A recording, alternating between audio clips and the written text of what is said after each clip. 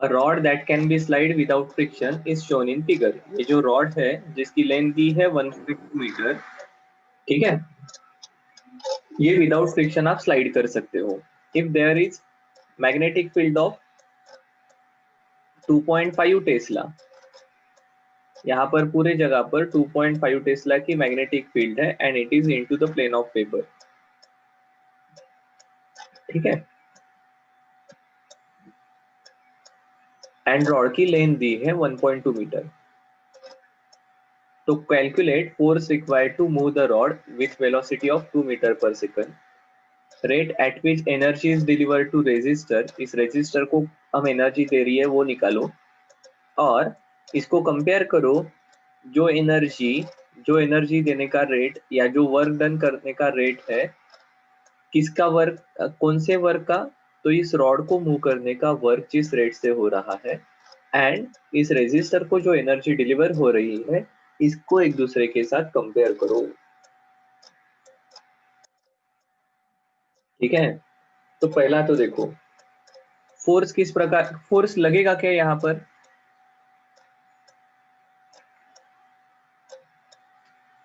क्यों लगेगा, without friction है। अगर फ्रिक्शन नहीं है तो फोर्स लगेगा क्या, इफ हाँ सर, क्यों लगेगा, मैग्नेटिक फील्ड। मैग्नेटिक फील्ड है तो मैग्नेटिक फील्ड में एक रॉड को मूव करने के लिए फोर्स लगता है।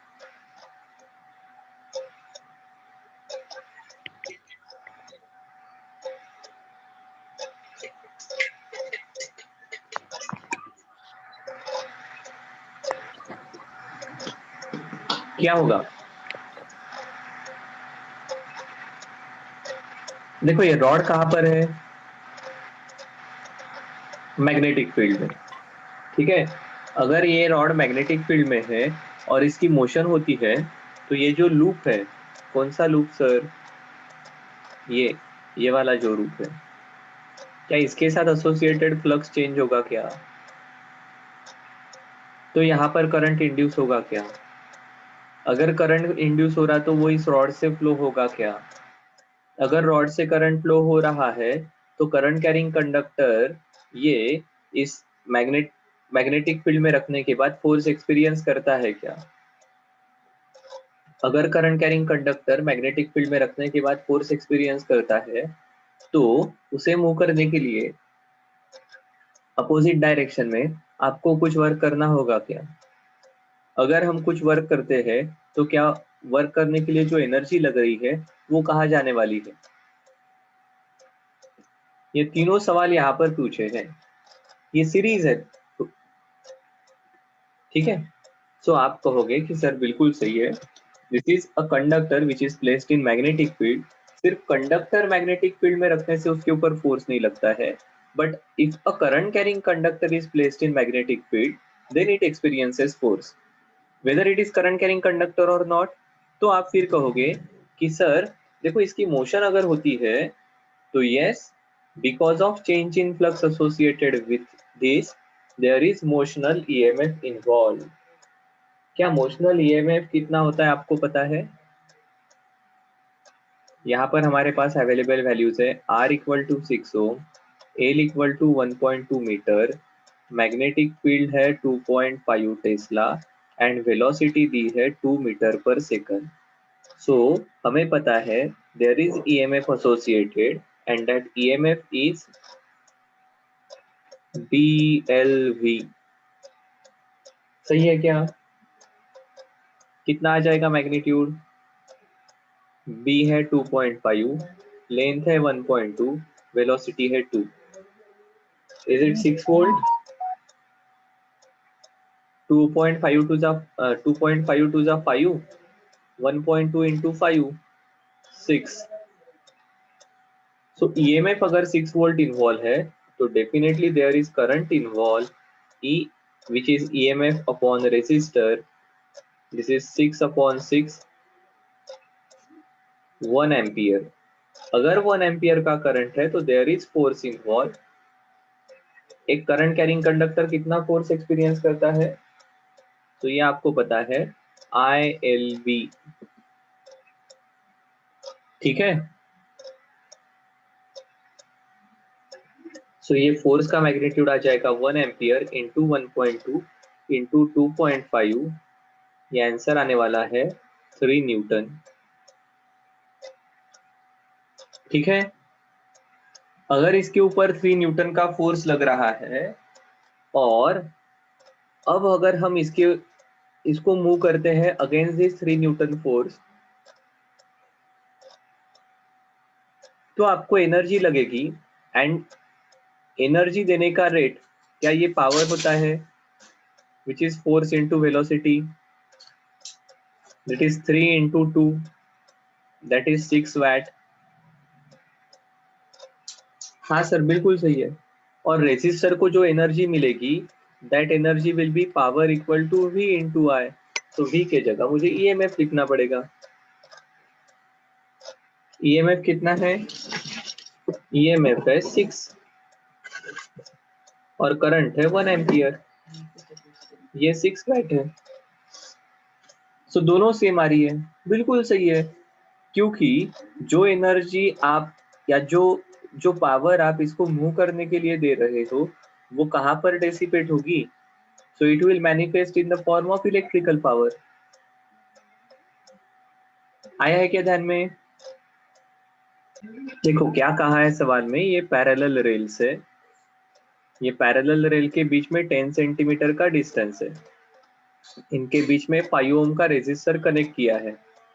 अब दो मेटल रॉड जिनका रेजिस्टेंस है 10 ओम एंड 15 ओम और 4 metre per second and 2 metre per second, ये वेलोसिटी से इन रॉड्स को दूर लेकर जा रहे हैं। अब ये पूरी सिस्टम एक मैग्नेटिक फील्ड में है।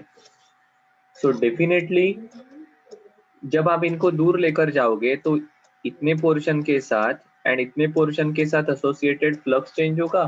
फ्लक्स चेंज होगा तो EMF इंड्यूस्ड होगा। तो अब इस 5 ओम के थ्रू कितना करंट फ्लो होने वाला है, बता सकता है क्या कोई?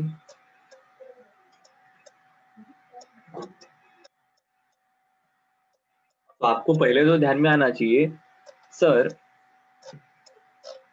इसको हम इधर लेकर जा रहे हैं 4 मीटर पर सेकंड से, तो यहाँ पर करंट इंड्यूस होगा। इसकी डायरेक्शन मिल सकती है क्या?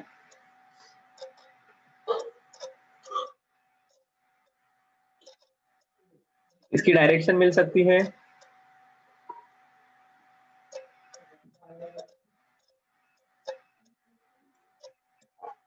ओके, इतना पार्ट ध्यान में आया क्या? यहाँ पर दो सर्किट तैयार हो रहे हैं,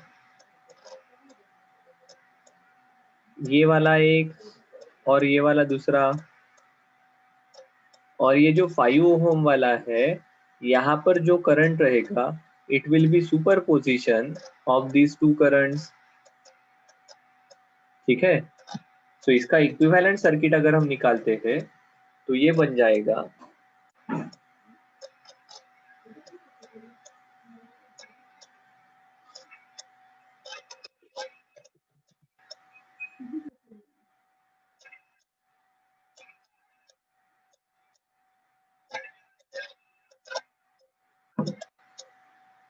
सर ये जगह क्यों छोड़ी? ये जगह मैंने इसलिए छोड़ी क्योंकि सेल की पोलैरिटी कैसे लेनी है। कौन बताएगा सेल की पोलैरिटी कैसे लेंगे?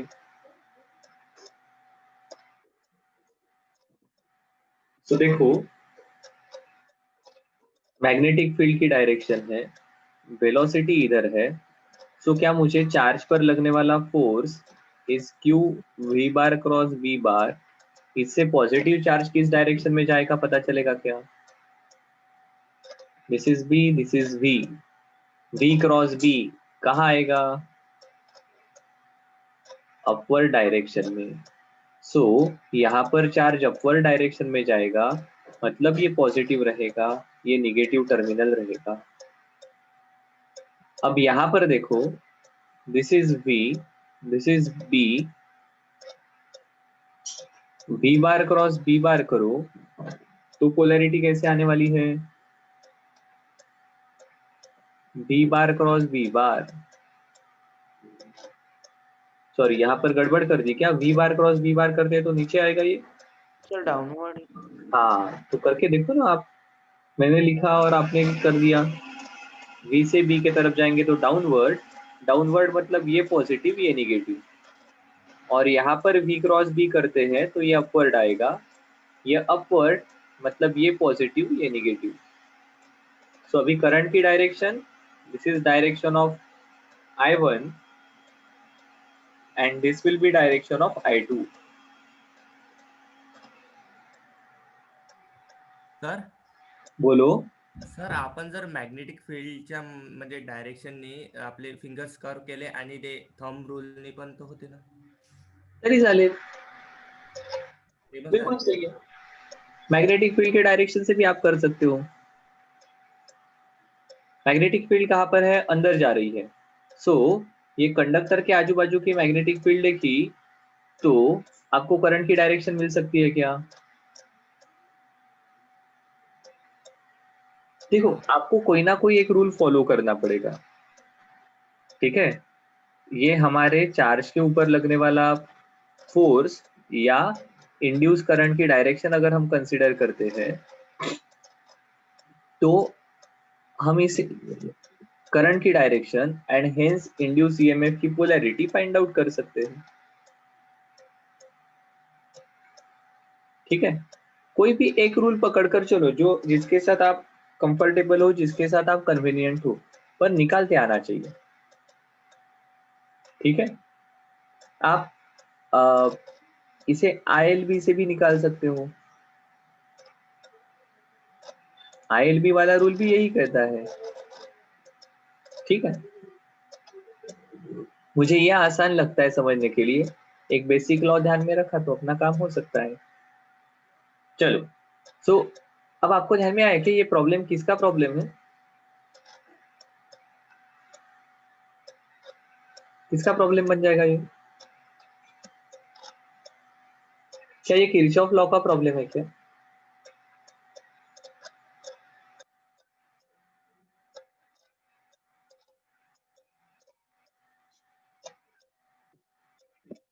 ये किरचॉफ लॉ का प्रॉब्लम है, पर इसके लिए पहले हमें ईएमएफ निकालना पड़ेगा।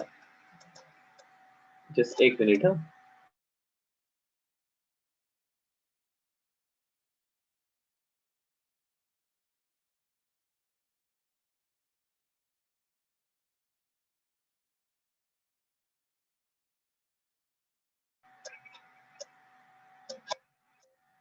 देखो ये है ए, दिस इज बी, देन इसको नाम दे देते हैं C D E F.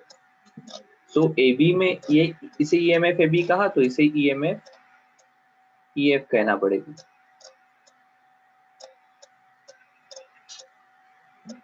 So EMF A B मिल जाएगा क्या? हाँ मिल जाएगा, it is B L B. कितना आ जाएगा? बी का मैग्नीट्यूड है 0.1, इसकी लेंथ 10 सेंटीमीटर है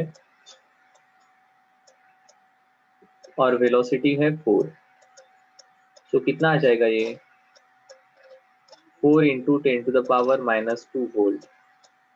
ईएमएफ ईएफ कितना आ जाएगा? That is also B L B. Magnetic field वही, डिस्टेंस वही, सिर्फ वेलोसिटी शायद से 2 है। ये आ जाएगा 2 इंटू 10⁻⁻² वोल्ट, ठीक है? अब इस 10 ओम को क्या हम इंटरनल रेजिस्टेंस कंसीडर कर सकते हैं? दिस इज इंटरनल रेजिस्टेंस, इसे भी इंटरनल रेजिस्टेंस कंसीडर किया तो अब अपने को लूप कंसीडर करना पड़ेगा, ठीक है? कौन सा लूप कंसीडर करें? किरचॉफ लॉ इस पूरे लूप में आप लगा सकते हो, तो ये बड़ा वाला लूप अगर कंसीडर करेंगे तो अपना काम हो जाएगा।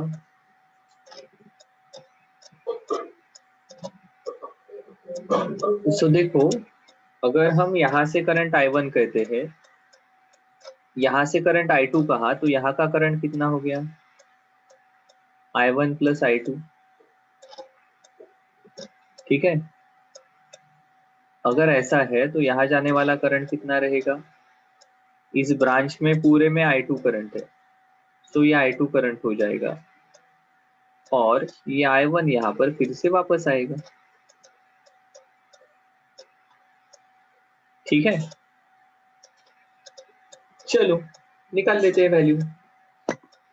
एक लूप बड़ा वाला कंसीडर करो, एक लूप छोटा वाला कंसीडर करो।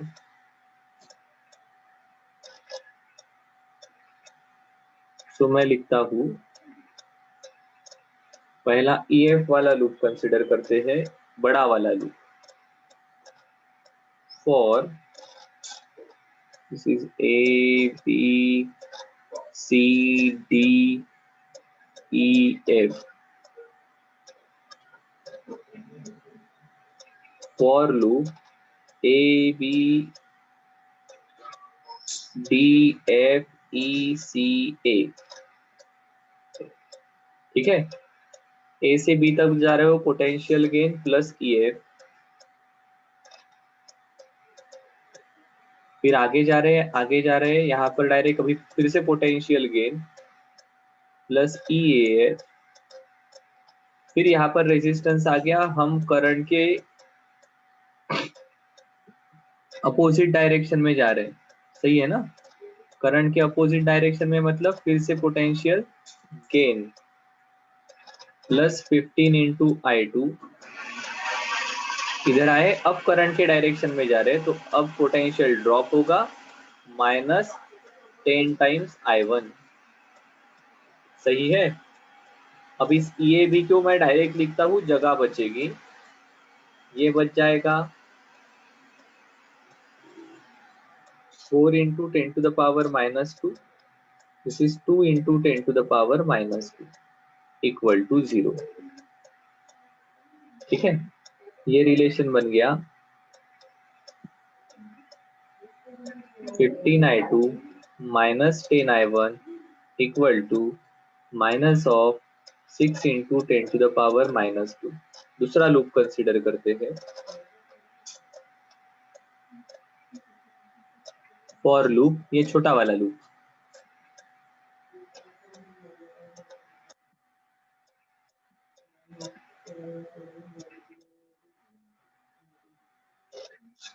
A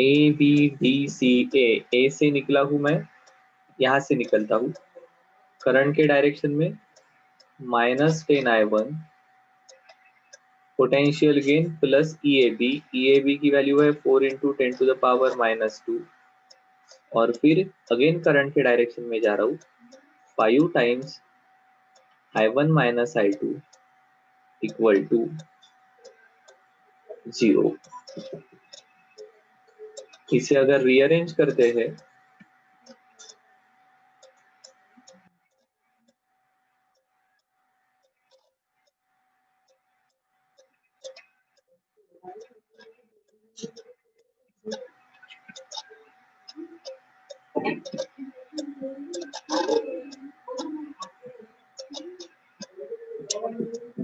ठीक है, इसे रिराइट करते हैं। देखो माइनस 10I1 माइनस 5I1, तो माइनस 15I1। ठीक है, minus minus plus plus 5I2 equal to 4 उधर चले गए, -4 इंटू 10 टू द पावर -2। क्या I1 I2 के दो रिलेशन मिल गए, इन्हें साइमल्टेनियसली सॉल्व कर सकते हैं। देखो नेक्स्ट पेज पर लिखता हूँ 15I2 माइनस 10I1,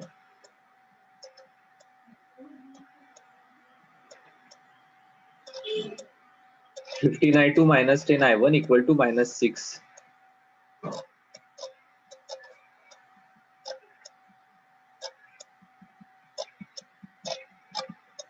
और दूसरा रिलेशन है हमारा -15 plus 5I2 equal to -4, -15I1 plus 5I2 equal to -4। सही लिखे है क्या इक्वेशन?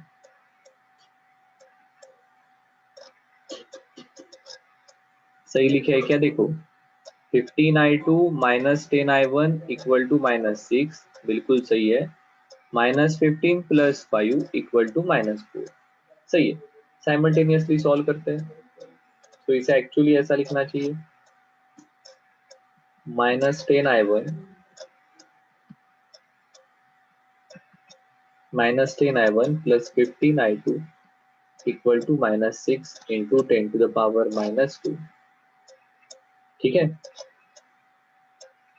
चलो किसको कैंसिल करें सबसे पहले, 2 इंटू 3 कर देते हैं, 2 इंटू -3, तो +45 -15 +12 ऐड करते हैं तो this is 35I1 equal to 6 into 10⁻²। I1 की वैल्यू आ जाएगी 6/35 इंटू 10⁻²। I1 की वैल्यू आ गई तो कहीं तो एक जगह पुट कर दो,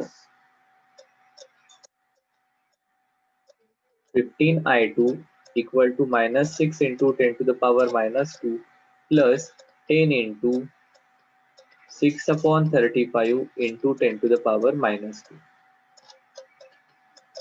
ठीक है, 5 2 जा 5 7 जा 12, 7 7 7 4 इंटू 12 डिवाइडेड बाय 7, सो ये बन जाएगा -30/7 इंटू 10⁻²। 15 आने के रहे क्या इधर, हाँ, इंटू 15, सो ये I2 की वैल्यू हो गई -15 2 जा -2/7 इंटू 10⁻²। ठीक है, टोटल करंट कितना हो जाएगा, 5 ओम के through I1 + I2, so current through 5 sir ohm बोरो ये -10I1 कैसे आया? -10 10I1 फर्स्ट वाला। -10 कहाँ दिख रहा है आपको, ये वाला, हाँ हाँ इसे उल्टा करके लिखा ना, ओके या सॉरी। हाँ, ये I1 को पहले लिखा फिर I2 को लिखा सॉल्व करने के लिए। ठीक है, सो करंट थ्रू 5 कितना है हमारा, I1 + I2,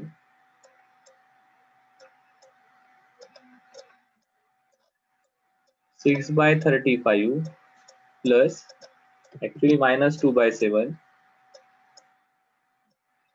इंटू 10⁻²। कितना आ जाएगा देखो करो, 35 एलसीएम लेते हैं तो इसे 5 से मल्टीप्लाई किया, -10 + 6 -4 इंटू 10⁻²।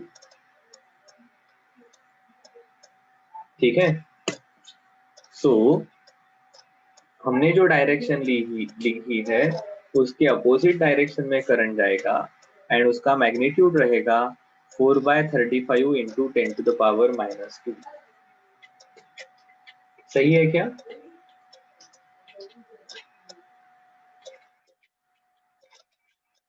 कहीं पर कैलकुलेशन में गड़बड़ की होगी तो उतना ही है, अदरवाइज तो कोई गड़बड़ नहीं है। आया है ध्यान में,